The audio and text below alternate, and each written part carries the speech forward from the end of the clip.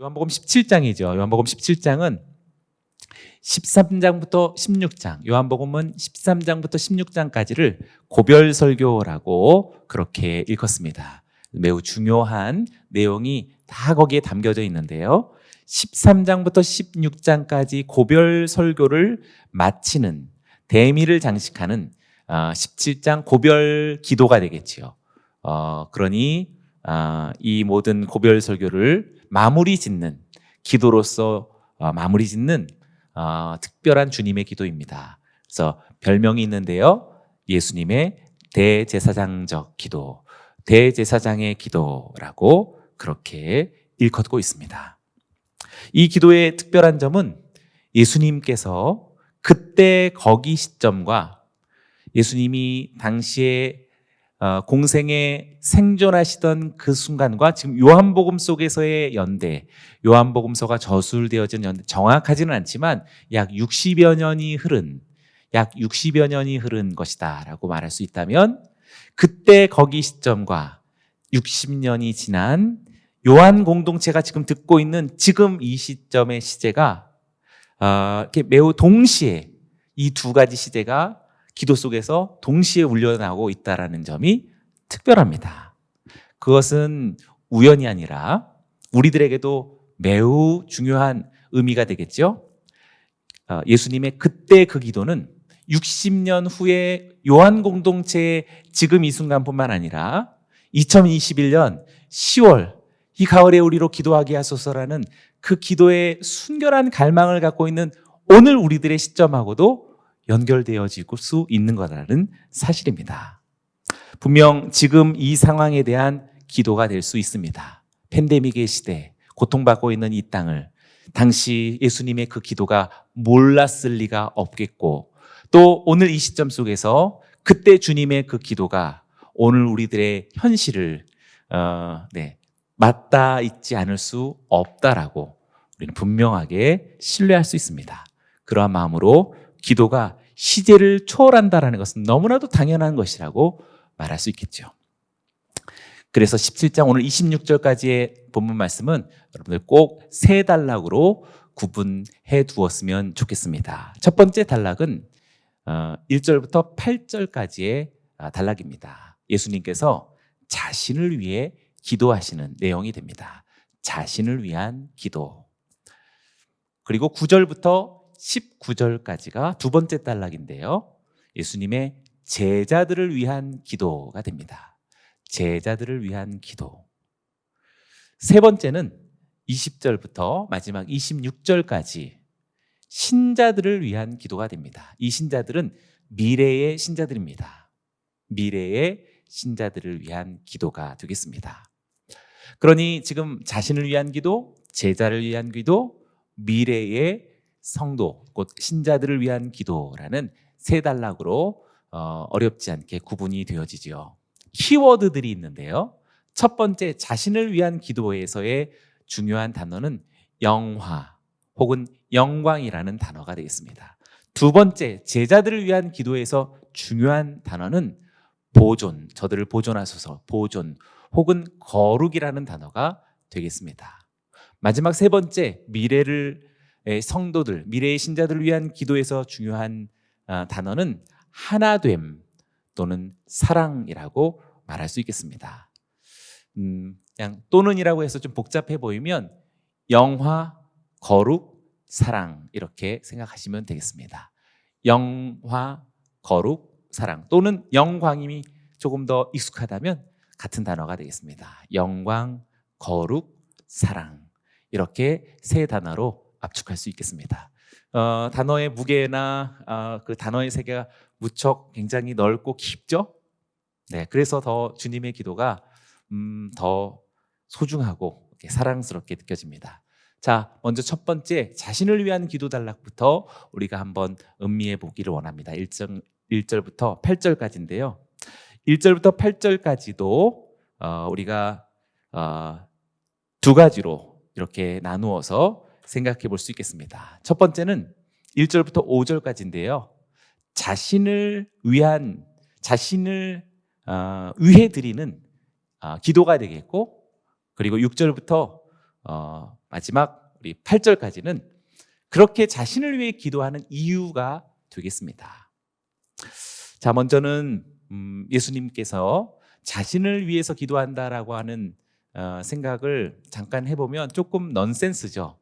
예수님은 신이 아니신가? 근데 자기를 위해서 기도한다? 우리 같은 인간이야 나를 위해서 기도한다라는 것이 이해가 되지만 예수님께서 자신을 위해서 기도한다라는 것이 조금 이해가 되어지지 않는 것이 오히려 또 정확하지 않을까 싶습니다. 그러나 예수님의 자신을 위한 기도는 우리가 생각하는 흔히 우리가 하는 그 기도처럼 그런 이기적인 자기를 위한 기도가 아닙니다. 1절을 다시 읽습니다. 예수께서 이 말씀을 하시고 눈을 들어 하늘을 우러러 이르시되 아버지여 때가 이르렀사오니 아들을 영화롭게 하사 아들로 아버지를 영화롭게 하게 하옵소서. 1절만 하더라도 우리는 세 가지 큰 예수님의 기도의 세계를 엿볼 수 있습니다. 먼저 눈을 들어 하늘을 우러러 이르시되 괄호를 묶어보시고요. 예수님의 신적 자세를 발견할 수 있습니다. 예수님의 기도는 자세부터 시작됩니다. 그래서 여러분들의 예배 중 자세가 사실 그냥 여러분들에게만 막 맡겨드리는 것은 조금 적당하지 않습니다. 적합하지 않습니다. 보십시오. 눈을 들어 하늘을 우러러 이런 거 여러분들 집에서 흉내 내보시면 좋아요. 눈을 들어 하늘을 우러러 하나님의 예수님의 기도의 특징입니다. 이러한 기도는 임재에 대한 강한 어떤 접속을 갈망하는 것이고 그러한 임재의 어떤 접속을 가능하게 하는 것이죠. 여러분들도 한번 보십시오. 눈을 들어 하늘을 응시하고 그 우러르다라고 하는 단어가 가져다주는 그냥 멀뚱 쳐다보는 게 아니라 우러르다라고 하는 그 영혼의 어떤 힘, 영혼의 어떤 집중력 그것을 예수님의 어떤 신적 자세를 통해서 오늘 우리들에게 적용해 볼 수 있겠습니다. 예수님은 나사로를 살리실 때도 이렇게 기도했습니다. 요한복음 11장 41절인데요. 돌을 옮겨 놓으니 예수께서 눈을 들어 우러러 보시고 이르시되 아버지여 내 말을 들으신 것을 감사하나이다. 네, 나사로를 살리실 때도 눈을 들어 우러르시는 예수님의 자세를 발견하게 됩니다. 오늘 우리들의 기도가 달라지기 원하는 분들이요, 여러분들의 자세부터 교정하기를 원합니다. 종종 또 빈번히 또 즐거이 눈을 들어 하나님을 응시하고 임재를 갈망하고 주님과 접속하기를 소망하는 여러분들에게 하나님의 응답이 있을 줄로 믿습니다. 우리의 기도는 자세부터 시작된다. 오늘 그렇게 요한복음의 주님의 기도로부터 배우게 되기를 원합니다. 두 번째, 아버지여 때가 이르렀사오니 괄호를 묶어보시기 바랍니다. 신적 예수님의 기도 시간을 우리는 여기서 발견하게 됩니다. 신적인 시간입니다. 예수님은 하나님을 아버지여라고 부르면서 기도하십니다. 아바라고 하셨겠죠? 아바라고 하는 이 말은 기도의 관계적인 친밀성을 우리들에게 중요하게 언급한 것이다 라고 말할 수 있습니다. 네, 그래서 우리 공간복음 또 요한복음 속에서 자주 등장하는데요, 아버지라고 하는 아빠라고 하는 이 아바라는 말이 마태복음에서는 37번, 마가복음에서는 4번, 누가복음에서는 29번, 요한복음에서는 몇 번일까요? 116번이 있습니다. 압도적이죠. 요한복음에서 아바라고 하는 아버지를 부르는, 그러니까 아버지는 하나님이라는 말보다도 더 친밀적이죠. 그렇죠? 하나님이 더 친밀해요? 아버지가 더 친밀해요? 당연히 하나님은 절대 타자로서의 전능하신 엘로힘이라고 말한다면 아버지는 파테르, 정말 아빠인 거죠. 그러니 그냥 절대자를 가리켜 아바라고 하는 것은 유대교에서 잊기 어려운 그런 정말 신비로운 예수님의 언어가 됩니다. 유대인들에게 여호와는 가까이하게 너무나 먼 당신이라고 말한다면 요한의 교회에서의 하나님은 성부와 성자의 신적인 친밀함이 아빠와 아들 사이의 관계가 되는 것이지요. 갈라디아서에서 바울 사도가 그 마음을 너무나 잘 알고 있었습니다. 4장 6절인데요. 너희가 아들임으로 하나님이 그 아들의 영을 우리 마음 가운데 보내사 아빠, 아버지라 부르게 하셨느니라. 할렐루야. 듣기만 해도 너무 이렇게 감동이 되지 않나요? 하나님의 영을 우리들에게 주셔서 하나님을 가리켜 아빠, 아버지라고 부를 수 있게 하신 이 엄청난 신의 사랑과 우리가 감히 하나님을 아빠, 아버지라고 부를 수 있는 이 세계가 펼쳐진 것이 하나님이 우리에게 베풀어 주시는 그런 판타지입니다. 그러니 사랑하는 여러분, 우리도 성령을 힘입고 아바라고 부르면서 친밀하게 기도하시는 저와 여러분들이 되기를 주의 이름으로 축원합니다. 예수님은 언제나 십자가와 부활의 때를 인식하며 살았습니다. 아버지여 라고 말하면서 때가 이르렀사오니 라고 여기서 특별한 때를 인식하고 있음을 발견하게 됩니다. 가나의 혼인잔치에서 마리아의 요청을 예수님께서 거절하셨죠. 때가 이르지 않았다라고 때를 알고 계셨습니다. 초막절 때 형제들이 세상에 스스로를 나타내라고 형님인 예수님을 자꾸 부추겼죠. 그러나 예수님께서도 때가 이르지 않았다라고 말하면서 나는 올라가지 않겠다라고 거절하셨습니다. 사람들이 예수님을 잡고자 했지만 손대는 자가 없었다라고 말하고 때가 이르지 못했기 때문이다라고 성경은 우리들에게 알려주고 있습니다. 성전에서 가르치실 때 헌금 앞에서 사람들이 잡으려 했지만 잡을 수 없었습니다. 역시 때가 이르지 않았기 때문입니다. 그런데 마지막 6월절에 헬라인 몇 명이 예수님을 만나려고 찾아왔을 때 예수님께서 뜬금 이런 말씀을 하셨습니다. 중요한 구절인데요. 요한복음 12장 23절입니다. 예수께서 대답하여 이르시되 인자가 영광을 얻을 때가 왔도다. 너무 멋있는 것 같아요.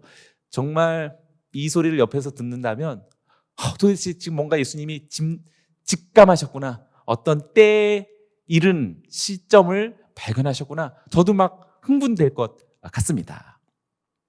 이것은 뭐냐면 예수님의 때가 뭐겠어요? 헬라인 몇 명씩 찾아왔다라는 것은 이것을 통해서 십자가가 가까이 왔다라는 것을 직감한 것입니다. 그것을 가리켜서 이제 죽을 때가 됐구나 이렇게 얘기하지 않으시고 영광을 얻을 때가 가깝다. 영광을 얻을 때가 왔도다라고 말씀하셨던 것입니다. 예수님의 때는 십자가와 부활의 때요. 선교적인 시간이다라고 말할 수 있겠습니다. 여러분들의 때는 어떤 때입니까? 사업의 성공의 때입니까? 자녀가 잘 되는 때입니까? 우리들의 때와 시간의 관점을 완전히 바꿔야 할 필요가 있습니다. 십자가와 부활, 곧 하나님의 선교의 시간으로 우리들의 삶의 시간표가 다시 정립되기를 축원합니다. 세 번째는 1절의 하반절인데요. 아들을 영화롭게 하사 아들로 아버지를 영화롭게 하게 하옵소서. 예수님의 기도 내용이 이제 등장하는데요. 신적인 내용이 되겠습니다. 1절부터 5절까지 영화라는 단어에 여러분들 성경책에 이렇게 붉은 형광펜을 칠해 보시면 좋을 것 같고요. 5번이 등장할 겁니다. 영화 또는 영광일 수 있겠는데, 그리고 영생이라는 단어가 2번 등장합니다. 그 영광과 영화와 또 영생이라는 단어가 7번이 등장하게 되는 것이지요. 이 5구절 속에 매우 많이 언급되고 있다는 것을 발견하게 됩니다. 예수님은 기도에서 왜 이렇게 거듭 영광을 목표하고 있을까? 목적을 이루려는 소망이 있기 때문이다라고 밝히고 있죠. 영광을 돌리게 하옵소서. 그러니까 아버지를 영화롭게 하게 하옵소서라는 예수님의 분명한 목적이 있었습니다. 목적. 어떻게 예수님 성자께서 성부 하나님을 영화롭게 할 수 있게 있을까요? 그 다음 구절부터 이제 그 기도 내용이 나타나겠죠. 2절을 제가 읽습니다. 아버지께서 아들에게 주신 모든 사람에게 영생을 주게 하시려고 만민을 다스리는 권세를 아들에게 주셨음이로소이다. 2절에서 분명히 아들이 원하는 아버지를 영화롭게 할 수 있는 방법을 알고 있었는데요. 바로 인간에게 영생을 주시려는 목적이었다라고 말할 수 있습니다. 그래서 예수님의 꿈은, 또 예수님의 소망은 사람들이 영생을 얻고 영생을 누리는 것이다 라고 말할 수 있습니다. 다시 한번, 예수님이 저와 여러분들을 향하신 꿈과 소망이 무엇이냐고 묻는다면 우리가 영생을 얻고 영생을 누리는 것이다 라고 말할 수 있겠습니다. 할렐루야, 아멘. 그렇다면 우리들의 목적은 무엇일까? 우리들의 소망은 무엇일까? 당연히 주님의 소망과 계획이 나의 소망과 계획이 되어야겠지요. 그러니 우리들의 삶의 소망도 그냥 오손도손 잘 살고 싶다. 아까 그래서 나를 위한 기도와 주님이 자신을 위한 기도가 완전히 다르다라는 것을 여기서 발견하는 것입니다. 그러니 여러분, 오늘 우리가 기도를 배우면서 우리들의 삶의 목적과 소망도 바꾸는 것입니다. 그동안에는 그냥 건강하게, 그냥 행복하게 오손도손 사는 것, 그렇게 다 세상 사람들의 이야기인 거고요. 다 버리세요. 버리고 오늘 여기서 세상 사람들이 그리스도의 영생을 얻고 영생을 누리면서 살게 하는 것, 그것이 우리들의 소망과 계획이 되어야 하는 것입니다. 할렐루야. 그래서 영생을 전하는 삶을 최고의 목적으로 두는 것만큼 지혜로운 사람은 없는 것입니다. 그렇다면 영생이 무엇일까요? 천국 가는 거? 네, 거기서부터 우리는 예수님의 기도를 이제 배워야 됩니다. 물론 천국 가는 것인 영생을 얻는 것이라고도 말할 수 있지만, 네, 요한복음적인 답변에서는 좋은 점수를 받기 어려운 좀 이렇게 엉터리 답이다라고 말할 수 있습니다. 영생이라는 것은 영원한 삶이라는 것보다는 3절이 설명해 주고 있습니다. 3절 한번 같이 읽어볼까요? 시작. 영생은 곧 유일하신 참 하나님과 그가 보내신 자 예수 그리스도를 아는 것이니이다. 그러니 예수님 기도 속에서 영생을 설명해 주고 계시잖아요. 영생이란 영원히 사는 삶, 혹은 천국 가는 삶, 너무 단편적인, 약간 동화적인 얘기다라고 말할 수 있습니다. 영원히 사시는 예수 그리스도를 인격적으로 아는 것이다 라고 말할 수 있습니다. 그리고 여기서 아는 것, 아는 것? 영생인데 왜 아는 것인가? 네, 그래서 요한복음에서 말하는 아는 것이란 믿는 것의 다른 말입니다. 그래서 여기서 아는 것은 머리로 아는 어떤 지식적인 이해가 아니라, 지적인 알미 아니라 다분히 유대적인, 히브리적인 개념입니다. 관계를 통해서 아는 알미라고 말할 수 있어서 그것은 진정한 믿음이라고 말할 수 있는 것이지요. 그러니 영생이란 곧 유일하신 참 하나님과 그가 보내신 자 예수 그리스도를 진심으로 믿는 것이다 라고 말할 수 있는 것이지요. 사랑하는 여러분, 여러분들의 오늘 믿음이 10월에 더 깊어가기를 주의 이름으로 축원합니다. 4절을 제가 읽습니다. 아버지께서 내게 하라고 주신 일을 내가 이루어 아버지를 이 세상에서 영화롭게 하였사오니. 자, 4절 말씀을 보면 아까 아버지여 때가 이르렀사오니, 때를 직감했다라고 얘기했죠. 그 때는 십자가의 시간과 부활의 시간이라고 말할 수 있다면 4절에서 시제가 이제 여기서 약간 흐트러집니다. 아까 얘기했던 거예요. 자, 4절 아버지께서 내게 하라고 주신 일을 내가 다 이루었나요? 안 이루었나요? 아까 때가 이르렀다고 했을 때 뭐예요? 지금 십자가를 짊어지신 후에요? 전이에요? 전이잖아요. 요한복음 17장이라니까요. 아직 십자가를 짊어지기 이전이죠. 그렇다면 물론 하나님 아버지의 일들을 다 이루어 오긴 했지만 결정적인 제일 중요한 건 아직 안 했잖아요.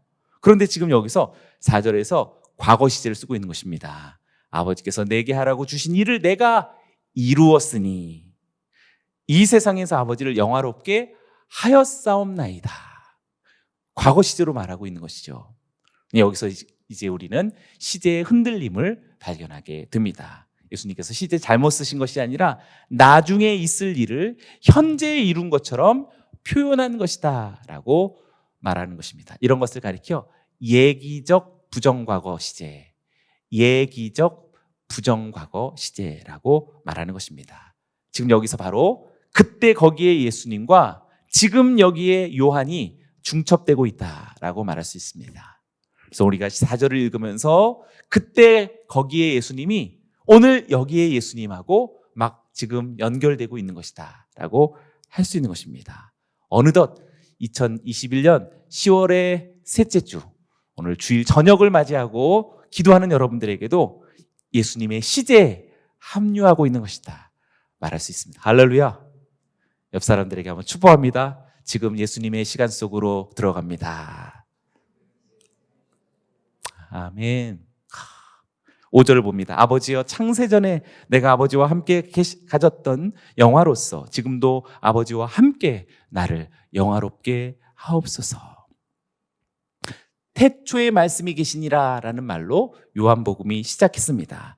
요한복음처럼 성자는 태초의 영광을 지금 구하고 있지요. 아버지여, 창세전에 내가 아버지와 함께 가졌던 그 영화로서 지금도 아버지와 나와 함께 나를 영화롭게 하옵소서라고 창세기를 연상하는 어떤 그런 모티브들을 우리들에게 지금 5절에서 보여주고 있는 것이지요. 그래서인지 부활 후에 예수님의 첫 동작, 물론 제자들에게 나타나셔서 샬롬, 평강이 있을지어다 라고 말씀하시고 손과 옆구리의 흔적을 보여주시면서, 그리고 정말 예수님께서 하시려고 했던 것은 숨을 내쉬며 성령을 받으라 라고 말씀하셨던 것이죠. 어디서 많이 본 장면이죠? 처음 인간을 창조하시던 성부 하나님의 그 모습이 예수님에게서 나타나고 있는 것입니다.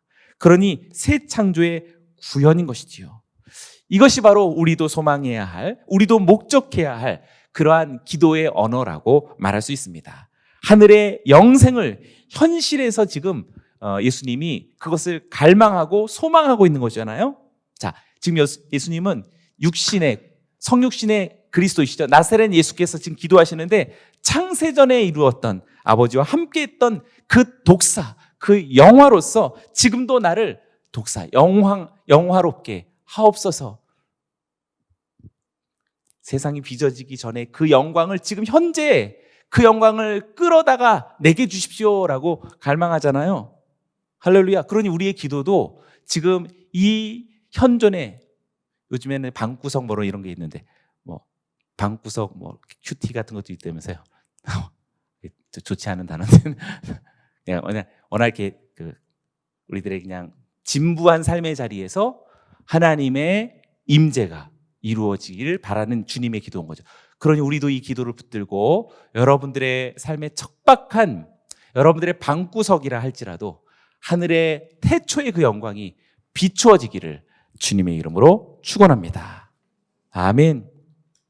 자, 그렇다면 예수님은 왜 자신을 위해서 이렇게 기도하셨는가? 이제 6절부터 8절까지 그 이유가 등장합니다. 6절을 제가 했습니다. 세상 중에서 내게 주신 사람들에게 내가 아버지의 이름을 나타내었나이다. 그들은 아버지의 것이었는데 내게 주셨으며 그들은 아버지의 말씀을 지키었나이다. 성부께서 자신을 영광스럽게 해주시기를 간구했던 이유가 지금 여기서 등장하죠. 자신이 제자들에게 성부의 이름을 나타냈기 때문이다라고 밝히고 있습니다. 다시 한번 아버지께서 아들인 예수님을 영광스럽게 해주시기를 간구했던 그 이유는 자신이 제자들에게 아버지의 이름을 나타냈기 때문이다라고 말하고 있습니다. 이름의 동그라미 해보시고요. 이름을 나타내다라고 하는 것이 무엇일까? 그것은 누구인지를 알게 했다라는 의미가 되겠습니다. 예수님은 그래서 보이지 아니하시는 하나님을 나타내시는 분이시다라고 말할 수 있는 것이죠. 예수님, 하나님의 이름을 나타냈다라고 했으니 예수님이야말로 정말 보이지 않는 하나님의 계시자라고 말할 수 있습니다. 할렐루야. 멋있습니다. 그래서 요한복음에는 7가지 에고의 의미가 있죠. 나는 생새양선 북일참, 나는 생명의 떡이다, 나는 세상의 빛이다, 나는 양의 문이다, 생새양선, 나는 선한 목자다, 부활이요 생명이다, 길과 진리와 생명이다, 참, 나는 참 포도나무다. 7가지를 말했던 것은 7가지만 있는 것이 아니라 예수님의 자신을 계시하신 완전함이라고 말할 수 있는 것입니다. 이렇게 예수님은 말씀으로서 자신을 계시하시면서 하나님이 누구인지 알리셨고, 제자들은 예수님의 그 말씀으로써 하나님을 알아차렸다는 것입니다. 자, 예수님께서 하나님을 알게 하셨던 방법은 돈으로 아니에요. 명예로도 아니에요. 어떤 세상적 성공으로도 아닙니다. 무엇으로 알게 하셨어요? 에고 에이미, 나는 나다라는 말씀으로써 하나님을 알게 하셨습니다. 할렐루야. 이것은 중요합니다. 만약에 예수님이 어떤 영광, 어떤 세속적 어떤 가치들로서 하나님을 알게 하셨다면 우리는 거기에 종속되는 것이죠.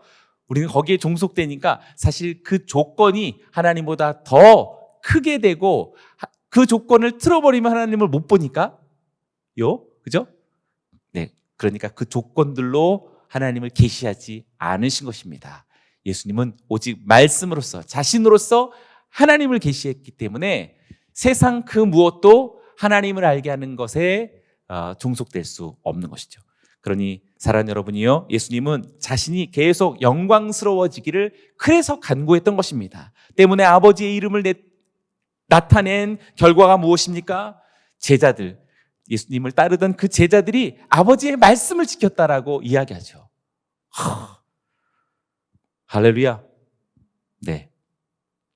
예수님이 다른 것으로, 우리도 예를 들어서 우리 자녀들이 공부 안 하면 뭐 시험만 잘 보면 뭐 해줄게 라고 해서 약간 이렇게 하잖아요. 그런 거 하면 안 되는 거죠. 예수님 그런 거 안 하셨죠.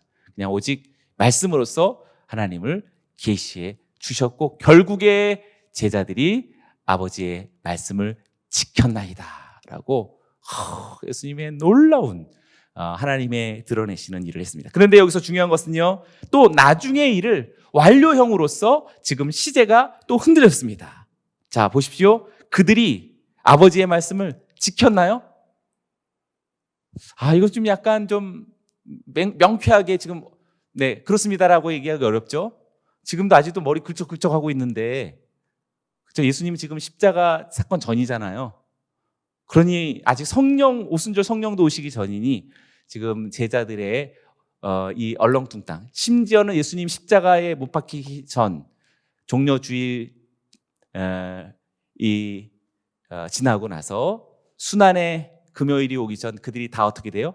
주랭랑치잖아요. 그러니 뭘 지켜요? 그런데 예수님이 지금 지켰나이다 라고 완료 시제를 이렇게 기록하고 있으니 우리들에게 예수님의 그 기도 속에 나오는 무한한 희망의 의지, 무한한 하나님을 향한 이 중보의 의지를 발견할 수 있겠습니다.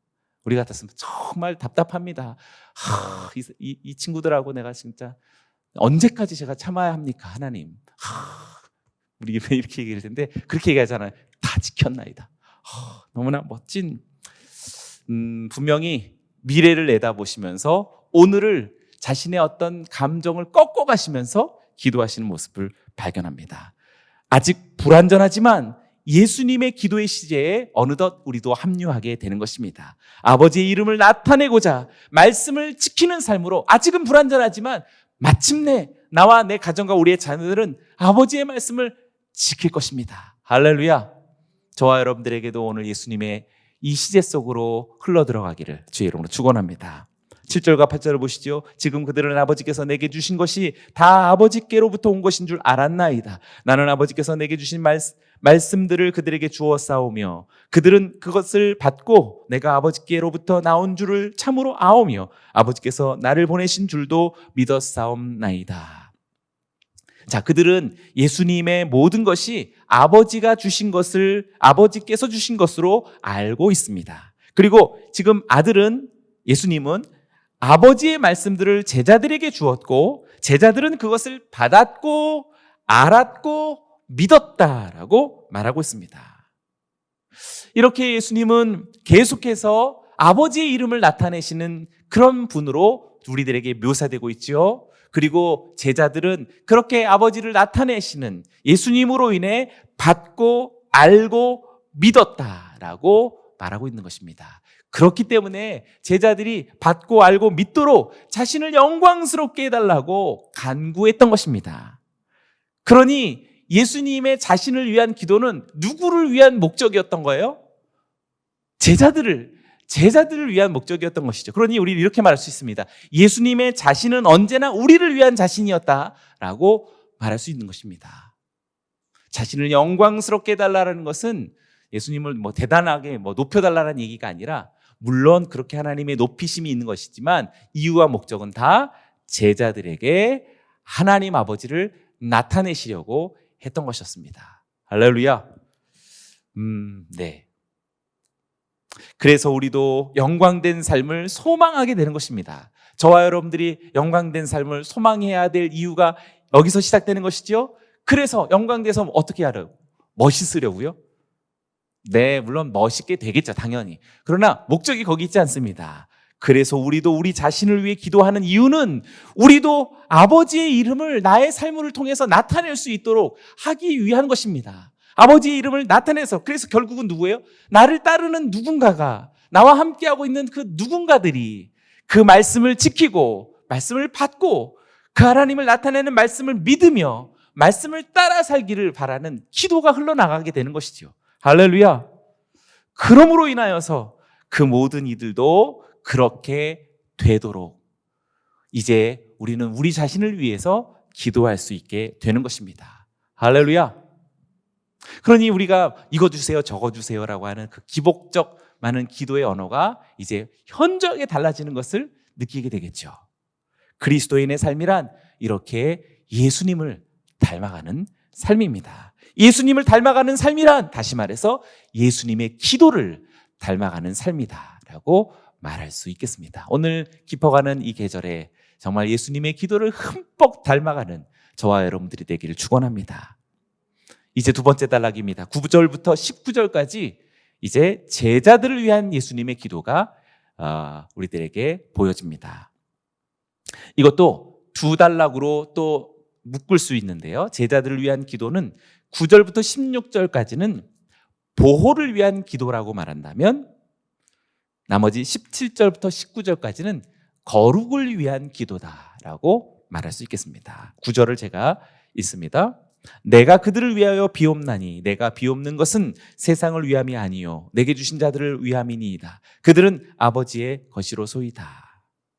예수님의 기도는 세상을 위한 기도가 아니라 세상으로부터 구별되어진 제자들을 위한 기도다라고 분명하게 우리들에게 말해주고 있습니다. 네, 분명하죠. 우리들의 이제 기도 제목도 영역도 예수님을 따라가면 되는 거예요. 그대로, 그죠? 단순히 세상을 위한 기도가 아니라 세상으로부터 구별되어진 우리들의 동역자, 우리들의 공동체, 우리들의 교회를 위해서 기도해야 하는 것입니다. 11절을 봅니다. 나는 세상에 더 있지 아니하오나 그들은 세상에 있사옵고 나는 아버지께로 가옵나니 거룩하신 아버지여 내게 주신 아버지의 이름으로 그들을 보존하사 우리와 같이 그들도 하나가 되게 하옵소서. 우리는 11절에서 분리적이고 이기적이지 않은 하나됨, 일치를 보게 되죠. 11절 하반절에 그들도 하나가 되게 하옵소서라고, 우리가 공동체를 위해서 기도할 때 우리가 무엇을 첫 번째로 기도해야 될까? 바로 분리되지 않고 단절되지 않고 이해타산적이지 않은 공동체적인 하나됨을 기도해야 하겠습니다. 이거 굉장히 중요한데요. 사실상 우리가, 여러분들 보통 마음이 이렇게 섭섭하거나 마음이 화가 나면 문 열고 나오세요? 문 닫고 들어가세요? 너무 당연한 거죠. 여러분 기분 나쁜 책을 덮으세요? 책을 펼치세요? 덮겠죠. 거의 세상에 사는 사람 똑같습니다. 그리고 화가 나면은 전화를 끊으세요? 거세요? 따지려고 걸는 이런 거 말고. 보통 우리는 끊고 문자 답 안 하고 다 이렇게 단절이죠. 단절입니다. 그러나 우리들이 마음이 아주 평강이 흐르고 기쁨이 넘칠 때는 언제나 오픈 마인드죠.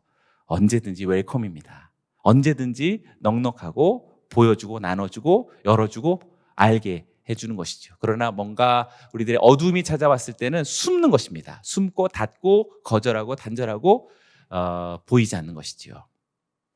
여기서 그들도 하나가 되게 하옵소서라고 하는 이 일치는 어마어마한 하나님의 어떤 속성을 말하고 있다라고 할 수 있습니다. 13절을 보십시오. 지금 내가 아버지께로 가오니 내가 세상에서 이 말을 하옵는 것은 그들로 내 기쁨을 그들 안에 충만히 가지게 하려 함이니이다. 지금 이 13절에도 역시 공동체, 세상에 속하지 않은 제자들을 위한 기도가 바로 세상에 속하지 않음에 대한 보상의 기쁨이다라고 말할 수 있는 것이죠. 세상에 속하지 않은 그 구별됨으로써 말미암는 기쁨입니다. 내 기쁨을 그들 안에 충만히 가지게 하려 함이니이다. 사랑하는 여러분, 세상에 허황된 것들이 여러분들에게 있지 않음에도 불구하고 주님의 기쁨이 여러분에게 가득 넘치기를 축원합니다. 15절을 보시죠. 내가 비옵는 것은 그들을 세상에서 데려가시기를 위함이 아니요 다만 악에 빠지지 않게 하시기를 위함이니이다. 세상과 세상의 영에 굴복되지 않는 승리를 위한 성화적 구별이다라고 말할 수 있겠습니다. 예수님은 지금 우리 모두를 위해서 기도하실 때 세상의 영, 이 세상의 타락의 정신, 그리고 범람하는 바벨론의 음녀의 생각들, 그리고 그 사상들, 그리고 여러 가지 우리들의 가치관들, 시대적인 풍조들, 여기에 휩쓸리지 않도록 거룩한 성화적인 구별을 할 수 있도록 예수님은 우리를 그렇게 기도하듯이 우리도 우리 공동체와 우리의 신앙의 가족들과 우리의 다음 세대를 위하여서 그렇게 기도해야 하겠죠. 할렐루야. 자, 그런데 이런 제자 공동체의 하나됨, 신적인 기쁨, 그리고 악으로부터의 보호, 이런 것들은 혹시 자기 신앙에만 어떤 몰두하는 그런 이기적이고 폐쇄적인 그런 어떤 기독교주의처럼 보여지는 것은 아닐까요? 네, 절대로 그렇지 않습니다. 왜냐하면 이 보호는 악으로부터 보호하소서. 우리 주기도문에도 있죠? 악으로부터 보호해 달라는 간구가 있지만 그건 역시 보호 자체의 목적이 있지 않다라는 것입니다. 보호의 목표는 그냥 어이구 내 새끼 내 새끼 다치지 않게 어떻게 이렇게 하나 이렇게 손 닿지 않게 이렇게 애지중지하는 그런 우리 인간적인 그런 보호가 아닙니다. 보호의 목표는 파송에 있습니다. 파송. 18절을 보시죠. 18절을 같이 읽습니다. 시작. 아버지께서 나를 세상에 보내신 것 같이 나도 그들을 세상에 보내었고. 보호의 이유가 지금 여기에서 나타나고 있는 것이죠. 진정한 보호란 세상과 제자를 구분하는 이원론이 아닙니다. 너 지금 저 동네 가지 마라. 너 저런 애하고 만나지 마라. 라고 하는 그런 단절의 보호가 아니라 예수님의 보호와 보전은 파송을 위한 목적이었다라는 것을 발견하게 됩니다. 이 세상 속에 사는 제자들을 세상으로부터 구별해서 다시 세상으로 내보내는 파송을 위한 보호였다라는 것을 발견하게 됩니다. 그래서 요한복음의 파송은 처음부터 계속 이래왔습니다. 세례 요한의 보내심이 어떤지 기억할 수 있죠? 아버지의 독생자를 보내심이 어떤지 알 수 있죠? 내 아들, 내 독생자 세상에 보내시잖아요. 세례 요한이 어떻게 우리에게 왔는지 아시잖아요. 성령을 보내심도 마찬가지가 되겠지요. 나면서부터 맹인된 자가 실로암으로 갈 때 어떠했는지 아시잖아요. 그래서 예수님의 시제는 보내었고 또 한 번 과거 시제를 사용하고 있습니다. 아직 보내지도 않았는데 세상에 보내신 것 같이 나도 그들을 세상에 보낼 것입니다가 아니라 나도 그들을 세상에 보내었고 라고 또 한 번 시제가 흔들리고 있습니다. 부활 이후의 사실을 이미 완성된 그림으로 내다보시고 있는 것이지요. 기도 속에서 이루어질 수 있는 판타지입니다. 그러니 여러분 지금 우리도 보냄을 받은 성도다라는 사실을 기억하시길 바랍니다. 기억하시기 원합니다. 우리가 보호받기를 기도한다라는 것은 이제 내가 나의 안녕과 나 이렇게 뭔가 나에게 어려움이 없고 고난이 없는 그런 세속적인 어떤 보호와 보전이 아니라 우리가 이미 파송되었다라는 것을 기억하는 보호와 보전이다라는 것을 알게 해주시는 주님의 기도가 됩니다. 예수님은 제자들을 아무렇게나 파송하지 않으십니다. 보십시오. 제자들을 파송하기 위해 그들을 거룩하게 하시는 것을 발견하게 됩니다. 그래서 17절부터 19절 이 세 구절이 거룩을 위한 기도가 되는 것입니다. 17절을 우리가 중요한 구절인데요. 같이 읽어봅니다. 시작. 그들을 진리로 거룩하게 하옵소서. 아버지의 말씀은 진리니이다. 네, 진리로 거룩하게 하옵소서. 여기는 괄호를 묶고 별표를 앞뒤로 3번 하트 3번.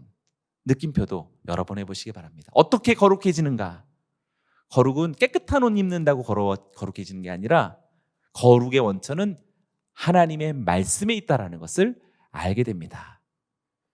진리로 거룩하게 하옵소서. 할렐루야. 세상을 향해 나아갈 능력이 하나님의 말씀에 있다는 것을 알려주고 있습니다. 19절을 보시지요. 또 그들을 위하여 내가 나를 거룩하게 하오니 이는 그들도 진리로 거룩함을 얻게 하려 함이니이다. 19절에도 별표를 여러 번 해보시기 바랍니다. 19절은 예수님의 기도의 정점에 해당되어지는 구절이 됩니다. 어떻게 하면 진리로 거룩해질 수 있는 것인가? 예수님께서 친히 모범을 보여주고 계시죠. 예수님은 먼저 자신을 거룩하게 하십니다. 본질상 예수님은 거룩한 분 아니신가요? 그런데 예수님이 자신을 거룩하게 한다는 것은 왠지 좀 모순처럼 보여지지 않나요? 네, 그렇다고 해주세요. 네, 예수님은 본래 거룩하신데 거룩하게 하옵소서라고 자신에게 거룩하게 해달라는 모순처럼 보여지는 말씀이 나타납니다. 그래서 여기서 거룩하게 하다라는 하기야조가 아주 중요한 신학적 단어가 되겠습니다. 여기에서 하기야조, 거룩하게 하다라는 것은 그냥 단지 때를 벗기다라는 그런 의미가 아니라 바치다, 봉헌하다라는 뜻을 갖는 것입니다. 곧 십자가의 희생을 이야기하는 것이지요. 구약 성경에서 성별하다 혹은 희생제사를 드리다라는 단어와 동의어입니다. 그러니 예수님께서 스스로를 거룩하게 한다라는 얘기는 바꿔 말한다면 자신을 봉헌하겠다라는 이야기입니다. 할렐루야. 결국 우리도 흠없는 제물로서 성부께 드려지는 인생이야말로 가장 최고의 거룩한 생애인 줄로 믿습니다. 저는 여러분들도 거룩하게 되어져서 하나님께 기꺼이 드림이 되기를, 하나님께 바쳐짐이 되기를 주의 이름으로 축원합니다. 옆 사람들에게 축복합니다. 하나님께서 당신을 거룩하게 하실 것입니다. 네, 다시 한번 당신은 하나님께 드림이 되었습니다. 아멘. 네, 혹시 싫으신 분 계세요? 끝나고 남아주시기 바랍니다. 그러면 안 돼요.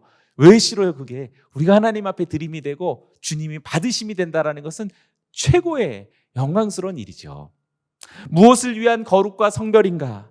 우월과 분리를 위한 거룩과 성별이 아닙니다. 드려지고 바쳐지기 위한 거룩과 성별인 것입니다. 무엇을 위한 보호라고 말했나요? 파송을 위한 보호였습니다. 무엇을 위한 거룩입니까? 이렇게 막 이렇게 거룩한 막 이렇게 막 여기다 여기 이렇게 막 이렇게 하고 다니는 뭐 이런 어떤 겉모습의 거룩함이 아니라 드려지기 위한, 봉헌되기 위한 거룩이라고 말할 수 있습니다. 우리는 무엇을 먹고 살아야 하는가? 그런데 왜 먹고 살아야 하는가? 살기 위해서 먹는 것인가? 네. 그건 하나님 모르는 사람들이 그냥 먹어 다 먹자고 하는 일인데 다 그렇게 얘기하는 것이지만 사실 잘 생각해 보면 우리들의 보존됨, 우리들이 살아가는 이유는 절대로 생존을 위함이 아닙니다. 사명을 위한, 파송을 위한 것이다라고 말할 수 있는 것이죠. 할렐루야. 그러니 우리의 신앙생활과 교회생활은 개교회의 하나 되어짐과 침묵과 교제와 악으로부터의 보호의 목적이 있는 것이 아닙니다. 사랑하는 여러분, 우리들의 신앙의 하향평준화를 깨뜨려 버리시길 바랍니다. 이러한 모든 것들은 오직 십자가에서 높이 올려지신 예수 그리스도를 사랑해서 우리도 주님과 함께 그렇게 드려지기 위한 것이다 라고 말할 수 있는 것이죠. 적어도 이렇게 깊어가는 가을, 세상 사람들도 노래를 하면서 뭔가 본질을 찾고 낙엽이 하나를 떨어지는 걸 보면서도 인간의 실존에 대한 진실함을 찾으려고 눈물로써 그렇게 세상 노래를 부르는 이 계절입니다. 그런데 하늘의 경외함의 천군 천사의 비행을 알고 있고 하나님의 언약 계속에서 모락모락 피어나는 그런 거룩의 향연이 무엇인지를 아는 여러분들이 어떻게 그 시상을 모를 수 있겠고 하나님 앞에 드려지는 고귀한 삶이 뭔지를 우리가 생각하지 않을 수 있겠습니까? 아멘. 제자들의 중보의 기도에 이어서 6절부터 19절까지 이제 그 범위를 확대해서 제자들을 통해서 나타나게 될 자신을 믿는 미래의 성도들을 위해 예수님이 기도를 시작하십니다. 20절부터 26절까지의 말씀인데요. 이것도 역시 세 단계로 나눌 수 있는데, 첫 번째는 하나됨을 위한 기도가 20절부터 23절까지입니다. 20절을 제가 읽습니다. 내가 비옵는 것은 이 사람들만 위함이 아니요 또 그들의 말로 말미암아 나를 믿는 사람들도 위함이니. 예수님의 기도는 이제 제자들로 인해서 믿게 되어질 또 다른 미래의 성도들로 확대되는 것이지요. 예수님의 기도는 현재 자신의 둥지 속에 있는 제한된 공동체에만 국한되어져 있지 않습니다. 그들로 인해서 장차 믿음을 갖게 되어질 미래의 제자들에게까지 뻗어가고 있는 것입니다. 그들 역시 당신의 제자들로서 세워지기를 바라는 것이죠. 여기서부터 예수님의 선교적 세계가 지금 기도 속에서 흘러나오게 되는 것이죠. 21절입니다. 아버지여, 아버지께서 내 안에 내가 아버지 안에 있는 것 같이 그들도 다 하나가 되어 우리 안에 있게 하사 세상으로 아버지께서 나를 보내신 것을 믿게 하옵소서. 이미 11절에서 제자들의 하나됨을 위해서 기도하셨던 예수님이셨죠. 이제 그 제자들로 인해서 복음을 받아들이게 될 미래의 제자들의 하나 되어짐도 또 기도하고 계신 것입니다. 그 하나 되어짐의 원천이 어디 있습니까? 성부와 성자의 하나 되어짐 속에 있었습니다. 그래서 여기 붉게 21절에 표현했죠. 아버지께서 내 안에 내가 아버지 안에 있는 것 같이 저들도 하나 되게 해달라고 말하고 있습니다. 자, 여기서 한 번쯤 생각해 봅니다. 하나됨이란 도대체 무엇일까? 여기서 존재론적인 일치가 아닙니다. 우리 뭐 합체 뭐 이렇게 하면서 이처럼 존재론적인 일치가 아니라 이렇게 말이 좀 이거 뜻과 목적과 방향에 있어서의 일치입니다. 다시 한번 뜻과 목적과 방향에 있어서의 일치입니다. 이러한 일치는 요한복음에서 여러 곳에서 언급되어 왔는데 그냥 한 구절만 보죠. 요한복음 10장 38절에서 예수님 이렇게 말씀하셨습니다. 내가 아버지의 일을 여기는 없는데 그냥 여기다 이렇게 표현했습니다. 내가 행하거든, 뭘 행하냐면 아버지의 일을 행하거든 나를 믿지 아니할지라도 그 일을 믿으라. 그러면 너희가 아버지께서 내 안에 계시고 내가 아버지 안에 있음을 깨달아 알리라 하시니. 네, 이게 무슨 말이냐면 하나님을 보지 못하더라도 그분의 뜻대로 아버지의 일을 말하고 행동하는 예수님을 본다면 곧 하나님을 보는 것과 마찬가지다라는 말을 예수님께서 지금 하시는 거예요. 그러니 예수님과 하나님이 무슨 뭐 합체되어지는 어떤 그런 하나 되어짐이 아니라 예수님을 보면서 그 예수님의 뜻이 아버지의 뜻과 같고 그 예수님의 목적이 아버지의 목적과 같고 그 예수님의 방향이 아버지의 방향과 완전히 같으니 예수님을 보면 아버지를 다 알게 된다라는 이야기가 됩니다. 그러니 여러분 고스란히 우리들의 삶 속에서도 싹 투영이 되며 같죠? 우리는 다 다르잖아요. 출신도 다르고 여러분 뭐 여성, 남성 또 여러분들 뭐 연세가 다르고 여러분들의 삶의 환경이 다 다르고 자라온 배경이 다르고 자녀들의 구성원이 다르고 사는 집도 다르고 다 다르지만 우리는 하나님의 뜻과 하나님의 목적과 하나님의 방향을 얼마든지 공유할 수가 있습니다. 아멘. 그래서 동일하게 하나님의 일을 수행해 나갈 수가 있습니다. 그렇게 하는 동안 어느덧 우리들에게서 하나님이 나타나는 거죠. 할렐루야. 아멘이 없으신. 네. 아멘. 세상으로 아버지께서 나를 보내신 것을 그래서 믿게 해달라고 예수님의 선교 방법을 우리들에게 놀랍게 보여주고 있습니다. 미래의 성도들의 하나됨의 목표는 단순한 평화주의적인 일치를 말하는 것이 아닙니다.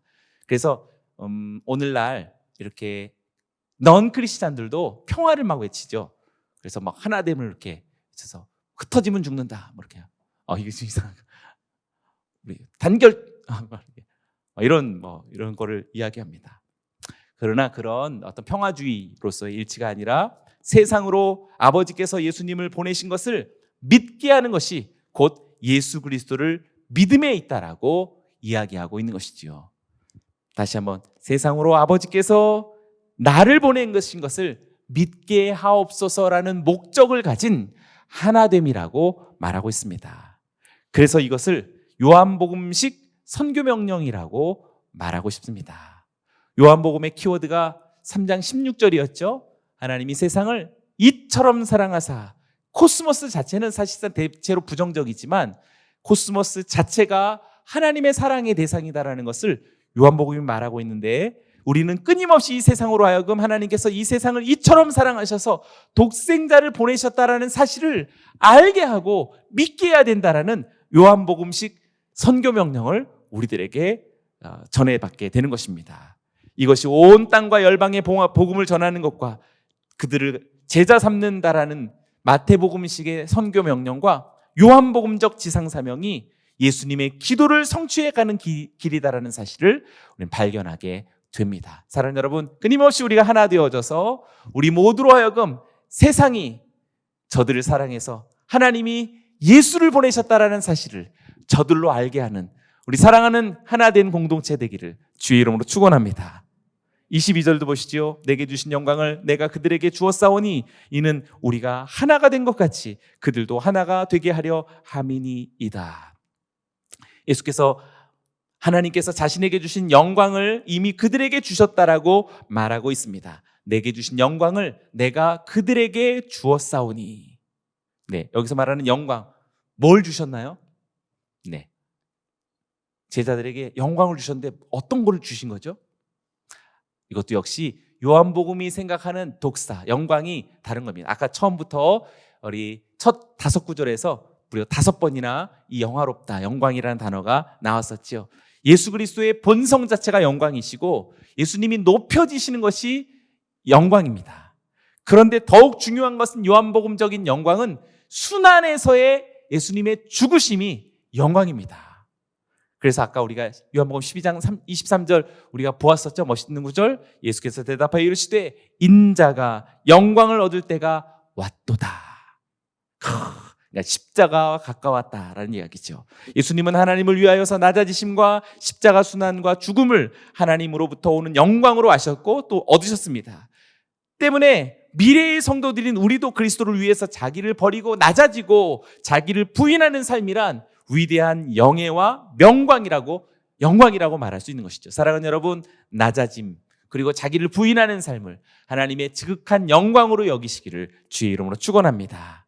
23절을 보시죠. 곧 내가 그들 안에 있고 아버지께서 내 안에 계시어 그들로 온전함을 이루어 하나가 되리라 하는 아버지께서 나를 보내신 것과 또 나를 사랑하신 것과 같이 그들도 사랑하신 것을 세상으로 알게 하려 함이로소이다. 하나님 아버지께서 아들 예수 그리스도를 보내셨다라는 사실을 세상으로 하여금 믿게 하는 것은 전도행위나 선교행위나 그와 같은 어떤 포교 활동이 아닙니다. 전도회, 선교회라고 또 일처럼 느껴지죠. 그런 어떤 포교 활동이 아니라 그것은 지고지순한 사랑의 행위의 결과다라고 말하고 있는 것입니다. 예수님은 하나님이 자신을 사랑하신 것처럼 미래의 성도들도 또한 동일하게 사랑하신다라는 사실을 세상이 알기를 원하는 것이지요. 그러니 다른 마태복음은 가서 제자 삼으라라고 우리에게 선교 명령했다면 요한복음은 가서 사랑하라라고 이렇게 다른 언어로 들려주는 겁니다. 똑같은 단어가 되는 것이죠. 할렐루야. 세상으로 그들도 사랑하신 것을 알게 하려 함이로소이다. 아멘. 24절을 같이 한번 읽어봅니다. 시작. 아버지여 내게 주신 자도 나 있는 곳에 나와 함께 있어 아버지께서 창세전부터 내게 주신 나의 영광을 그들로 보게 하기를 원하옵나이다. 첫 번째의 미래의 성도들을 위한 기도에서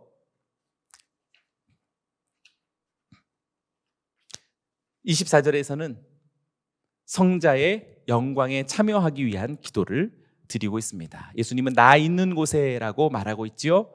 하나님 아버지와 함께 거하시게 될 아버지의 나라라고 말할 수 있는데 이것도 역시 미래의 장소이지만 현재 시제로 표현하고 있습니다. 또 한 번 시제가 흔들리고 있습니다. 주님의 간절한 간구가 무엇인가요? 2가지로 나타납니다. 첫째, 예수의 제자들이 자기가 있을 곳을 자기 있을 곳에 함께 있는 것을 간구하고 계시고, 두 번째, 예수님께서 주신 영광을 그들로 보게 하기를 원하고 계십니다. 함께 있고 함께 보게 되는 것이지요. 예수님도 예수님의 제자들도 예수님의 신비에 동참하게 하도록 예수님께서 간구하고 계신 것입니다. 미래의 하나님의 나라가 현재 지금 함께 있도록 간구하고 있는 것이죠. 미래의 하나님의 그리스도의 영광을 지금 현재도 보게끔 그렇게 간구하고 있는 것이죠. 사랑하는 여러분이요, 오늘 10월 이 계절에 저와 여러분들도 주님이 계신 곳에 거하기를 주의 이름으로 축원합니다. 언제? 지금 당장, 오늘, 지금 이 순간에 주님의 거하신 곳에 거하기를 축원합니다. 또한 주님의 영광을 오늘 우리 모두도 보게 되기를 주의 이름으로 축원합니다. 할렐루야. 옆 사람들에게 축복합니다. 주님이 계신 곳에 거할 것입니다. 네, 주님의 영광을 지금 볼 것입니다. 아멘. 마지막 두 구절입니다. 25절과 26절은 결국에 완전한 사랑을 누리기 위한 기도가 이어집니다. 25절, 의로우신 아버지여, 세상이 아버지를 알지 못하여도 나는 아버지를 알았사옵고 그들도 아버지께서 나를 보내신 줄 알았사옵나이다. 네, 여기서 지금 세상은 알지 못했지만 예수님은 하나님을 알았고, 그리고 미래의 제자들은 알았다라고, 알다라는 단어가 3번 계속 과거형으로 반복되고 있습니다. 주체는 처음은 세상이요, 두 번째는 예수 그리스도이시며 마지막 세 번째는 제자들이지요. 각각 알다라는 그러한 단어가 반복되고 있습니다. 아까 이야기한 것처럼 단순한 현상학적인 어떤 지식이 아니라고 얘기했죠. 본질까지 인식하는 인격적인 알미요, 관계적인 알미라고 말했었습니다. 이것도 역시 불분명한 미래이지만 과거형으로 지금 쓰면서 알았고 또 알았다라고 말하고 있습니다. 아까도 얘기한 것처럼 예기적인 부정과거 시제라고 말할 수 있습니다. 이것은 예수님의 십자가의 죽음과 부활과 성령의 강림을 통하여서만 미래를 확실하게 알 수 있는 것을 과거형으로 이미 알았다라고 그렇게 설명하고 있는 또 한 번의 시대의 흔들림입니다.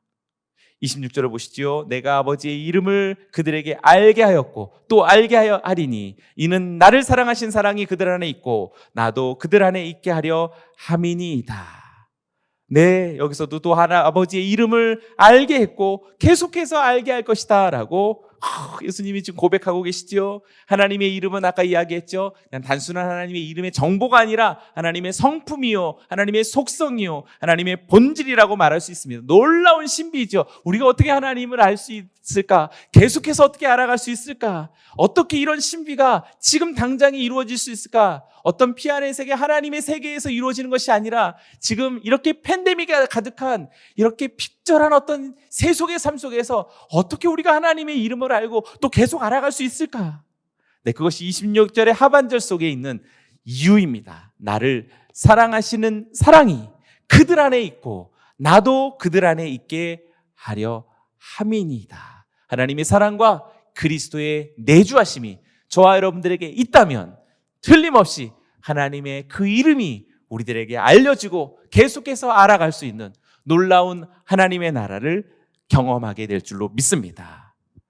아들을 사랑하신 하나님의 사랑, 또 그 안에 아들이 거하고 계시는 이 놀라운 판타지는 정말 성령의 내주하심을 이야기하는 것이라고 말할 수 있습니다. 고린도전서 2장 10절 말씀을 읽고 마치도록 하겠습니다.